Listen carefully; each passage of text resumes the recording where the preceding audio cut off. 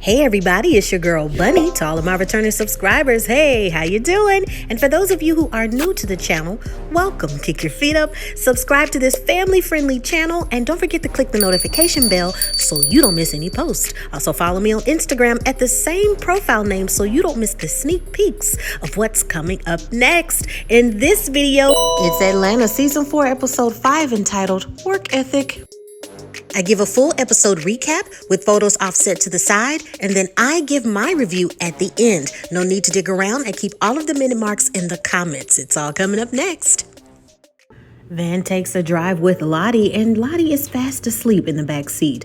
Van tries to wake her up because they are almost there. A billboard reads, "Hire me, Mr. Chocolate," announcing Shania Reed could be the next funny mama. They arrive at Chocolate Studios early in the morning, and security is very thorough. They can't be too safe, and he needs to check every bag, even Lottie's. She'd be surprised who's tried to bring a gun up there before. As they approach the premises, a rep announces Kirkwood Studios, a studio by the culture and what? For the culture. They're at a state-of-the-art film studios and stage. The old ones have been converted into personal offices. Mr. Chocolate is very private and no one is allowed in or out. It's time for Van to sign in and they have an appointment for filming. Hair and makeup will retrieve them shortly. Lottie is hungry, but Van didn't bring any stacks. She'll have to wait until later. A man is loud on the phone, cursing and upset. "I don't care what you gotta do. Drag his butt down here. Get him down here now." When he sees Van, he stops the call, apologizing for his volume. When he asks her what's her name, she says, Denise. The only problem now is her name, Vanessa, is called loud and clear. They're ready for you? A beautician compliments how well-behaved Lottie is and if they've seen any of the Kirkwood films. Van tries to be modest with her answers, saying she's been busy and hasn't had a chance to watch TV or get to see any of the films, but the stylist is honest. I hate them, actually. They bond that this was a creative move for both of them. It's supporting black art and they can save money. Shamik comes in and flirts with Vanessa, but it's 40 minutes until they're on the set. It's a stereotypical plot. An overstressed black female venting to her friends about her overbearing husband. She can't leave his side. He's her husband. He comes home, now he's upset. She was told not to have any friends. There's a weird voice on the intercom. "Grab her shoulders and Mickey mess up her hair more." Van is thrown off. Who is that? But everyone else seems unfazed by the voice. It's Mr. Chocolate. They continue with the scene, and the husband scolds the thought friends, screaming, telling them to get out. Lottie shouts, "Shut up!" from behind the camera, and Van explains gently that, "Oh no, honey, everyone has to be quiet besides the actors while filming." The voice on the intercom wants to see Lottie. "Let me see her. Why did you tell that man to shut up?" Lottie describes that the man was just being mean. And "Where are you?" He announces, "I'm black and gold. Mr. Chocolate is everywhere." He wants Lottie in the scene. Van clarifies that her daughter isn't an actress, but Mr. Chocolate says, "Everyone acts, Miss Vanessa." He wants Lottie to tell the mean man to shut up in the exact same spot that she did last time. They roll the scene and Lottie does an amazing job. Now, the only issue is that this was a block scene, and Lottie wasn't in any of the previous ones. There's a silence from the intercom, igniting just to move on. Mikey assures Van that this won't take long and they should be done filming around lunchtime. As Lottie gets settled with the costume director, she can tell that Van is worried. Van has concerns about placing children on the set. She doesn't want to lose sight of the overall picture. The costume director doesn't want her to worry. Lottie will be just fine. Has she seen any of Mr. Chocolate's previous movies? Yeah, we saw the one where this woman marries an angel, called Don't Be Afraid. I wasn't a fan of that one. She then asks Van if she's a Christian, and Van says, "I'm spiritual." That answer is deflected by the response of, "It's okay, no one is perfect." It reminds me of this verse, "Whoever doesn't receive the kingdom of God like a child won't enter it." I always thought that meant that whomever doesn't open true joys of a child like their own child won't be open to their true happiness. Now Lottie is ready, excited about her new fits. Now she feels like Doja Cat. Van discreetly tells Lottie, "Hey Doja, if at any time you feel uncomfortable, just let me know. Give me a thumbs down signal. Then we leave right away, okay? No questions asked. You don't have to tell anyone else. Deal? They shake on it, and now it's time to roll scene. Now Lottie has more lines. I don't like that man, Mama. I don't like how he treats you. The mama then says, I know, baby, but he's all I got. The other child in the scene responds, your mama is crazy. And Lottie responds, if my mama is crazy, what's your mama? A cast member from behind the scenes thinks the line is hilarious. You better tell him. Hey. After the scene, Van checks in with Lottie with hand gestures, but Lottie signals that she's fine. Amon tells Van, you and I should stick together. My daughter should be in more scenes, but your daughter is really good. My daughter is not the type. Maybe my daughter can be the best friend who's into computers. Van insists that this is not a reoccurring matter. They're just there for the day. Besides, where is Lottie? Come to find out, they've casted Lottie in 14 more scenes. Van never confirmed such a change and wants to speak with Mr. Chocolate, but no one has ever seen him, not even Mikey. But he always watches. He's a genius. She can take Van to the next scene location. Tommy Lester Memorial Stage. Yeah, Shamik offers to take her.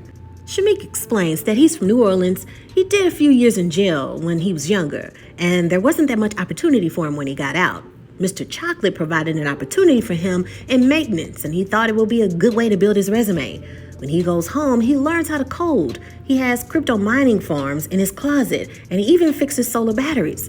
So if she ever has a problem with her fridge or phone, and maybe get some coffee, she can give him a call. A scene rolls, and Abraham Lincoln cries with his head heavy, and a woman slave tells him he's a piece of ish and hopes he gets shot in a theater. It gets a good laugh from behind the scenes. Mr. Chocolate loves the scene, but once again, they weren't filming, it was blocking. But he doesn't care, they can fix it later. Van is over it. This is unacceptable. Where is my daughter? She might be in the Johnny Witherspoon stage. I'm sorry, but I'm directing 2 pilots and starring in another. I just do what Mr. Chocolate tells me to do. He's the only person that knows what's going on. Van demands to know where her daughter is. Now. You just can't take someone's daughter without their permission. That's kidnapping. She apologizes again, but she won't be upset when her daughter wins that BET award. Van is unimpressed. Please. There was this scene with this woman eating a crack sandwich. I can't believe I let my daughter get into this. We don't even watch this. They think it's funny, and maybe Van should just chill. Girl, I watched this HIV series with my grandma after church, Loved After Diagnosis. The driver chimes in and says that he loves this musical, a black law professor who kills all of her white students. Now that's lit. Van still doesn't agree. That show isn't good.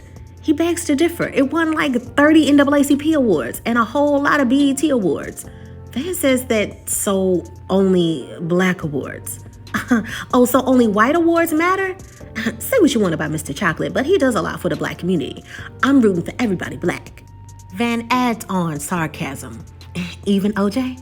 They reply, yeah, even OJ. Lottie waits for her line as the mom says, I don't know what else to do. You gotta stop listening to what others say about me. Lottie pleads to her mama. Why weren't you there for me, mama? You didn't protect me. Isn't that what a mother's supposed to do? There's a loud crunch noise, and the mother replies, this crack sandwich is good as hell. Van rushes through the crowd searching for her daughter, but now Lottie is gone again. Where is my daughter? Is this like a cult? She alerts security, but he can't help her as he's also an intern. Here's your coffee. Van is frozen in fear, not knowing what to do next. She speaks into the intercom. Give me back my daughter. There's an eerie whisper response. No.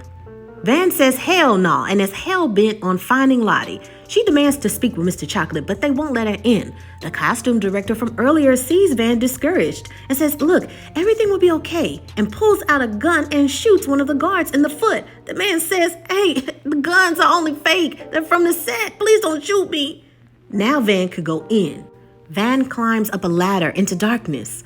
There's a room full of eclectic items and scripts piled high. He explains that scripts are like music to him. Steve Jobs made this piano for me, the Keyano. Lottie is on the Mario Van Peebles set, but by the time that she gets there, Lottie will be gone to the next scene, and he doesn't know where that is. The entire operation runs on its own. Chocolate is his child, but it's not his own. Then he gets on the intercom. Tell her to say I'm pregnant. But sir, it's a child's show. And there's no answer. Van threatens to call the police, but he's not worried. He owns the police and most of College Park. Van throws hot grits on his face, but it doesn't hurt him. He's developed a tolerance over the years. Van calls out BS. You're a con man. You just write unreliable BS that takes advantage of the people that you're trying to help. Lottie then appears with Mikey and says that she had fun. Everyone kept saying that she was funny. Van refuses to sign the release form, and Mr. Chocolate then calls out Van, playing back her personal footage from the day. Unrelatable, Isha. He points out each layout. You're a single mom who can't afford to feed her daughter. You have your hip girlfriend, your formerly incarcerated light-skinned love interest, a gun-toting grandmother, and let me guess, you have a dark-skinned baby daddy. And you threw grits on me, unprovoked. Face it, Vanessa, you're a corkwood chocolate woman. Van corrects, my baby daddy is brown skin. And she may match those things, but that doesn't make him an artist. He offers her daughter 6 seasons of her own kids' TV show. And she'll be financially stable at least until she's 20. But Van declines. She's not one of those women downstairs forcing her child to do something that they don't want to do. Lottie screams that she wants to do it, but Van literally has to drag her away. Mr. Chocolate screams, she can't be under 18 too much longer. Now he needs an ambulance. He's lost a lot of blood. It's a relief when they get home, and Van wants to talk. She apologizes for leaving the set the way that they did. She knows that she had fun on the set, but wants Lottie to be old enough to make her own decisions in life. She can't always be there to protect her. She reads Shamik's business card, only to find out that it's an invitation to have sex in the boiler room. Van can only stand there in shock, disappointed. And that is the end of the episode. And now it is time for your favorite part of the video. That's right, my review. There is so much to dissect in this episode. It is absolutely ridiculous. Before I even start, let's do just a shout out to Donald Glover and absolutely just killing this character, Mr. Chocolate. I thought it was absolutely hilarious.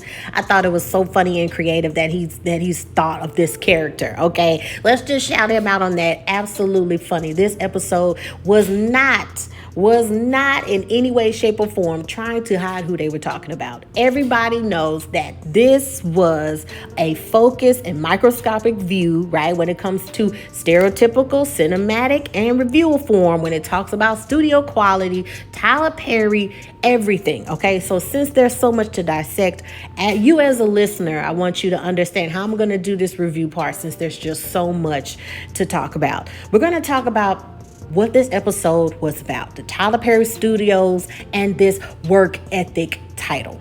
Then we're going to talk about cinematography and film as a movie construct across the board, okay, and television show quality, critiques and backlash of Tyler Perry. We're going to get into the dynamic of contracts and releases, right? And then we're going to get to the character dynamic of the episode. Then we're going to talk about the characters and the viewpoints of the characters in this episode. So let's talk about what this episode is about, work ethic. So if you guys remember, Tyler Perry got so much backlash of them saying, what are you putting out? You put the same stuff out all the time. I mentioned this in the review for A Fall from Grace. There was so much backlash, and not just the movie itself, but the quality of the movie, the wigs. You know, there's all this stuff on Twitter, and there's stuff on Instagram of one scene she has on one wig, and another scene the wig changes.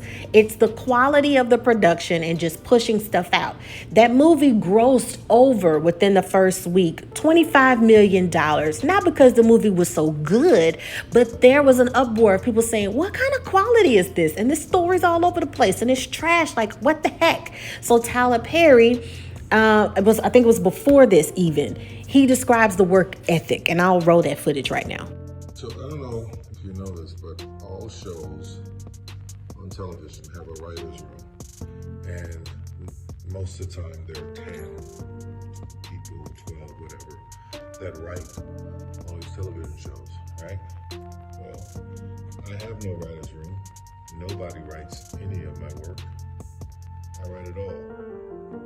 Why am I telling you this? I wrote all of these scripts by myself in 2019. What's my point? Work ethic.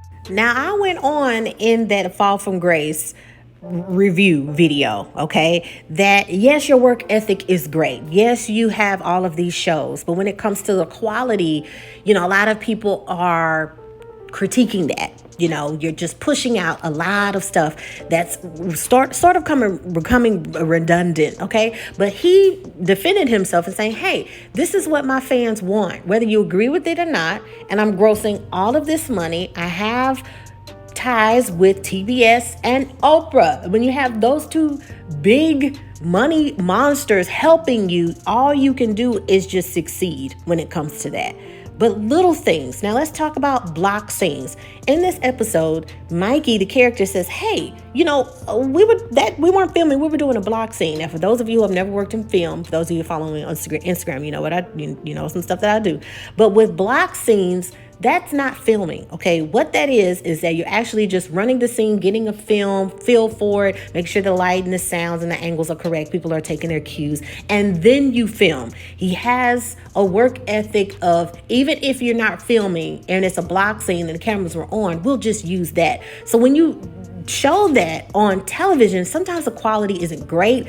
You have all of these successful shows that are doing great, quote unquote, but a lot of the critiques are saying, the acting is just not up to par. But people are watching it. I also mentioned in the Fall from Grace video that a lot of his tactics when it comes to filming are in theater mode setting. It's this blocky kind of filmed setting where the scenes tend to flow as if you're watching a theater play. So he hasn't evolved into that. He just says, hey, I'm close to being a $1 billion man. Don't critique me. Spike Lee can say what he says. Even Spike Lee, when he first came out, says a lot of this is buffoonery and minstrel show dialect, and you are profiting off of black woman trauma. That's what you do. You do that over and over again. But Tyler Perry responded saying this: I'm so sick of hearing about damn Spike Lee. Spike Lee can go straight to hell. You can print that. I am sick of him talking about me. I'm sick of him saying, this is a coon, this is a buffoon. I am sick of him talking about black people going to see movies.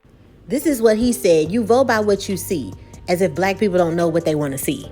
What makes him rich cinematically is Tyler Perry is close to $1 billion in net worth. The media mogul wealth puts him in the same ranks as Winfrey, George Lucas, Steven Spielberg, and his 133.5 Atlanta film studio, okay? Medea franchise and his stake in BET plus the streaming service are said to make the bulk of his earnings according to Forbes. And this is March 20th, 2022. So this is recent. And like the character said in the episode, look, whether you like Mr. Chocolate, which is, we know who we're talking about, he is profiting, okay? He's making a lot, and he is helping the black community. He does a lot by hiring black, having people do multiple roles, multiple things, starring in 4 or 5 different things. He's doing it all, right?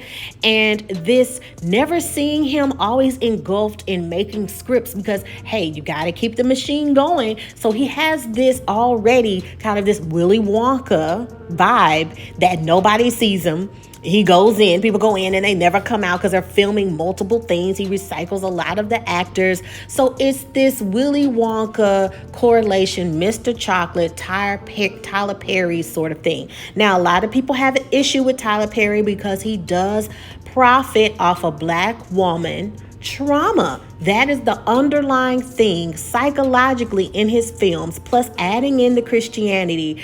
And if you think about it, when it comes to African-American film, when it comes to how people vote, there's this endearing sincerity, empathy when it comes to black culture. They say, hey, if you want to get black people to watch or be interested in what you're doing, talk about the woman's hurt and also throw some Christianity in there with a little bit of dancing, okay? And that is what Tyler Perry gives people in his films, and he has this strong fan base, whether you like it or not. Now, another thing that we heard in this episode was when it comes to awards. Hey, are the only awards that matter the white ones, right? The Emmys, the Oscars, that the character says, hey, you won't complain when your daughter gets all this BET awards, right? And he's like, hey, he's got a gang of NAACP awards and BET awards. Now, we say over and over again, hey, why are we so focused on the Emmys and the Oscars and the Grammys when they really don't care about us? We should focus on our own awards, BET and NAACP. The conflict is the message that he's conveying in the film, and there's criticism when it comes to what he's producing in the film. You can't win. It's like this success bittersweet, right? He has this success. He has one of the biggest production film lots ever that we've seen. He's even filmed Bad Boys there, and also several scenes from Black Panther, which is a Marvel production.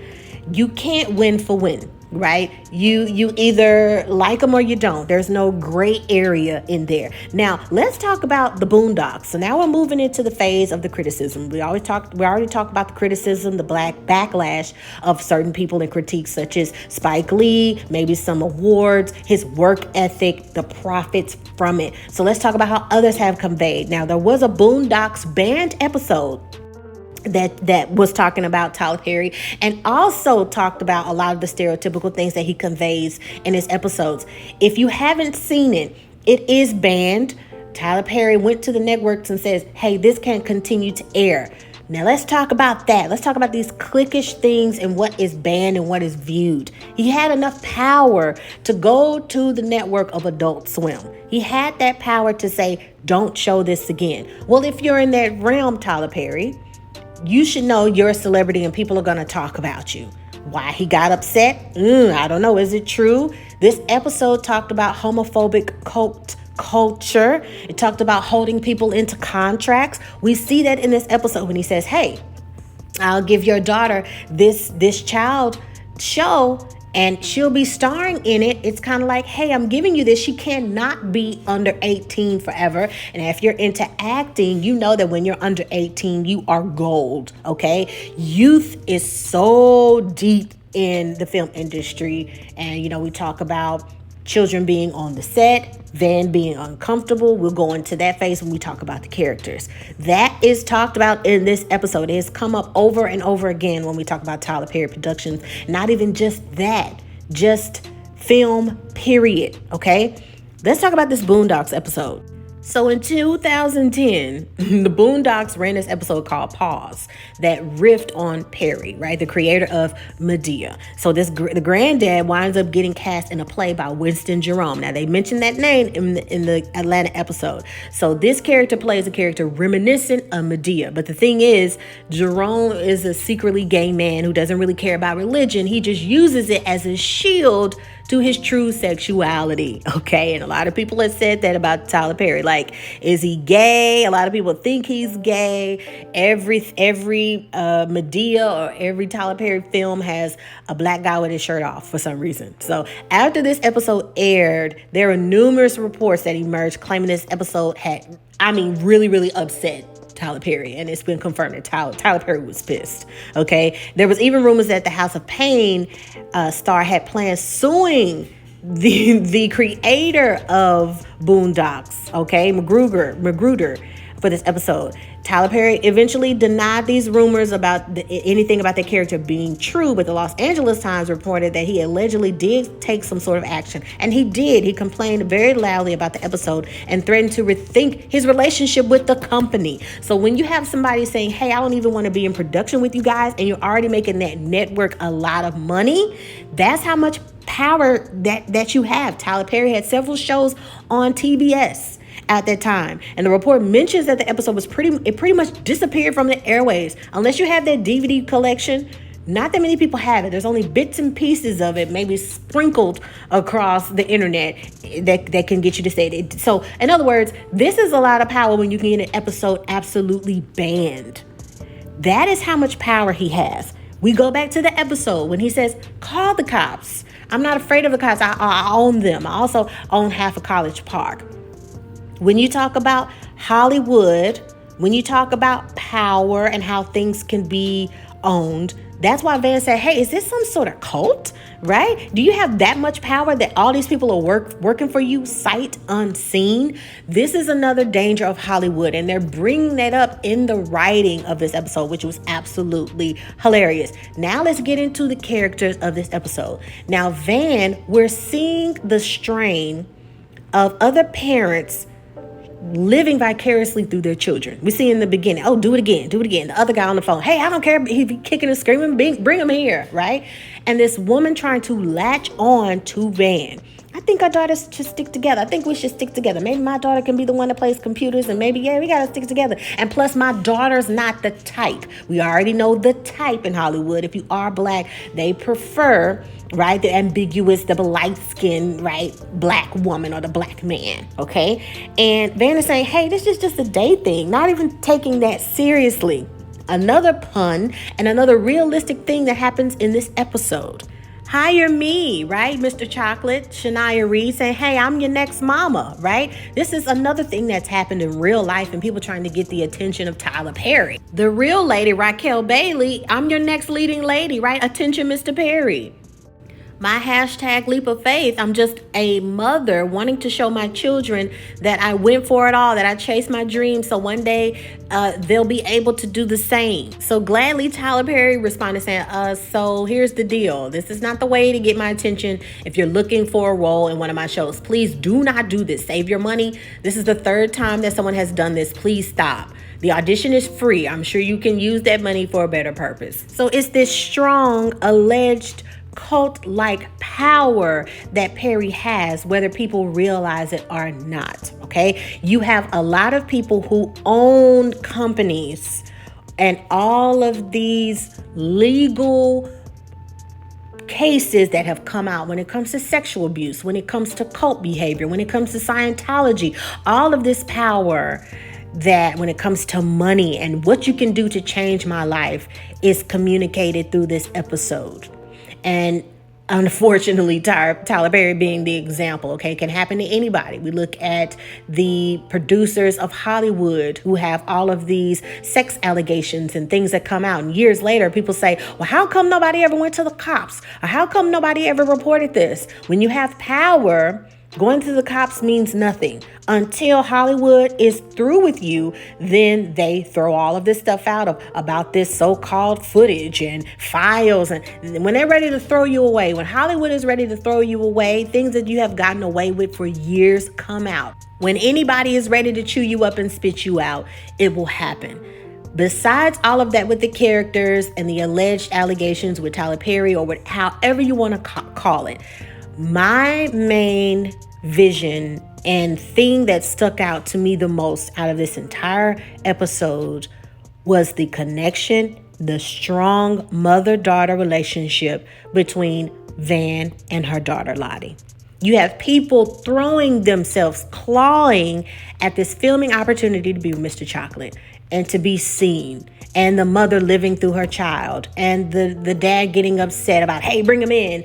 And all of these people trying to get a piece of him. They have this opportunity to have her own show, for Van to come back, for her to sign the release forms and to be a part of this so-called production and this family of this production studio. Van, over it all, is more concerned with her daughter, her safety and her well-being. She's saying, hey, I don't care about what everybody else is doing downstairs. This is my daughter. I'm not signing anything. I want her to be comfortable. But she also, when she gets home, she explains to her daughter, look, I'm sorry how this went down. I just need to make sure that you're safe, and I'm not always going to be around. This is foreshadowing for the rest of the season. This is foreshadowing when it comes to Earn, Lottie, and Van. That above everything, above this amazing opportunity, you are my main focus. And I thought that was absolutely beautiful. I thought that was beautiful that many people lose sight of that, right? Even when Mr. Chocolate says, hey, she'll have enough money until she's 20. Let me explain that. Children may have a lot of these theatrical and cinematic opportunities, but sometimes that money is gone by the time that they're 20. It's a harsh fact. And it's rare, like the Raven Simone's, who said, I haven't even spent my Cosby Show money. That's great. Good for her. There's not that many child stars that can say that, because parents, the main thing is the parents spend that money. And before they get 20, they have nothing. So you have kids who have worked all of their child life in film. And when they go into adulthood, They don't know how to function. Now they don't even have any money. That was awesome. Beautiful writing. I mean, that was just great. I hope that you guys enjoyed this recap and review. I loved it. I love talking about it. The number one thing that this show does is start conversation. Whether you agree with it or not, it starts conversations and it starts healthy debates, in my opinion. Let me know what you think. Like this video, subscribe, share, you guys, and also follow me on Instagram at the same profile name, officialbunne_E. Make sure to check out other recaps and reviews on the channel. I have the Emmy award-winning Hulu series, The Handmaid's Tale, and so much more on this channel. Make sure that you binge watch, and anything that you're not familiar with, make sure that you go back in the previous seasons in the playlist and get caught up and binge watch so you can know what's going on. In the meantime, in between time, remember to take care of yourself and each other. Bye.